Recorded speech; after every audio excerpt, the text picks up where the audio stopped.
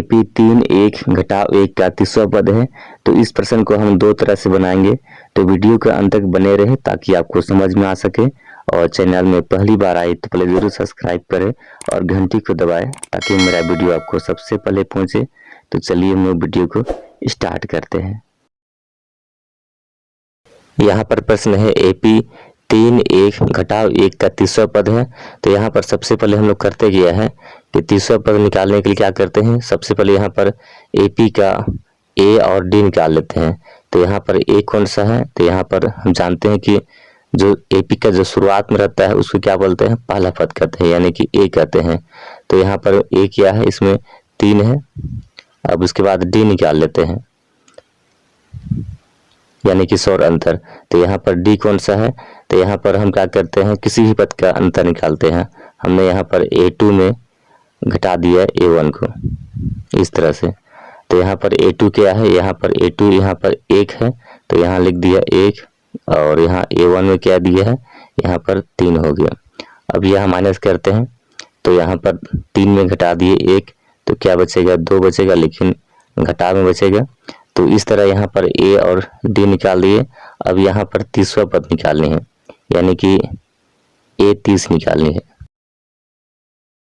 अब यहाँ पर A और D निकालने के बाद हम लोग करते क्या है कि इसको हम फार्मूला में रखते हैं। तो यहाँ पर फार्मूला क्या होता है, पहले उसको हम लिख लेते हैं। तो यहाँ पर AN बराबर क्या होता है, A प्लस होता है, कोष्ठ के अंदर होता है N घटाव 1 होता है, और इधर D होता है। तो यही सूत्र में भी रखते हैं और इस प्रश्न को हल करते हैं। तो यहाँ पर AN यानी कि A तीसरा निकालना है, तीसरा पद निकालनी है। अब यहाँ पर A, तो यहाँ पर हम लोग A की क्या है, इसमें यहाँ पर 3 है, तो यहाँ लिख दिया 3, और N का मान कितना है, N का मान यहाँ पर 30 हो गया, घटाव 1 है, और गुना यानी कि D बराबर क्या है, इसमें -2 है। अब आगे यहाँ पर बदमाश के अनुसार हल करते हैं। पहले कोष्ठ के अंदर है उसको हल करेंगे। तो यहाँ पर 3 को लिख दिए। अब यहाँ पर 30 में घटाते हैं 1, तो क्या बचेगा, यहाँ पर बच गया 29। अब यहाँ पर गुनी है -2 है। अब यहाँ पर क्या करते हैं, पहले यहाँ गुना कर लेते हैं। तो 3 को हमने यहाँ उतार दिया। अब यहाँ पर गुना करते हैं, तो क्या आता है, 9 दूनी 18 हो गया, 4 और 1 5 हो गया, 58 हो गया, लेकिन माइनस में आ गया। अब यहाँ पर माइनस करते हैं, तो 58 में यहाँ पर घटा दिया 3, क्या बचेगा, यहाँ पर माइनस कितना बचेगा, 55 बचेगा। तो इस तरह से इस प्रश्न को हल करते हैं। अब हम लोग क्या करते हैं कि इसी प्रश्न को दूसरा विधि से हल करते हैं। तो यहाँ पर सबसे पहले क्या करते हैं कि A निकाल लेते हैं। पहले हम लोग निकाल चुके थे A, तो A बराबर क्या है, इसमें 3 है, और D निकाल चुके थे, तो D बराबर क्या है, इसमें -2 है।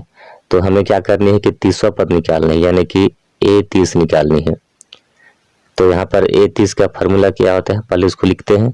तो यहाँ पर A30 बराबर क्या होता है, यहाँ पर A30 बराबर होता है A प्लस होता है 29D होता है।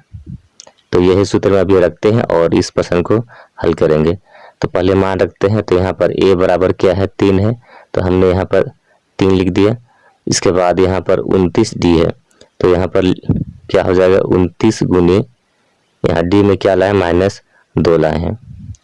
तो इस तरह हमने मान रख दिया। अब हल करते हैं। तो पहले क्या करते हैं, यहाँ गुना कर लेते हैं। 3 को हमने यहाँ पर उतार दिया। अब यहाँ पर गुना करेंगे, तो 29 गुना 2 करते हैं, कितना आ गया, -58 आ गया। अब यहाँ पर घटाव करते हैं। तो क्या करते हैं, 58 में हम घटा दिए 3, क्या बचेगा, घटाव 55 बचेगा। तो इस तरह से हमने इस प्रश्न को हल किया। धन्यवाद।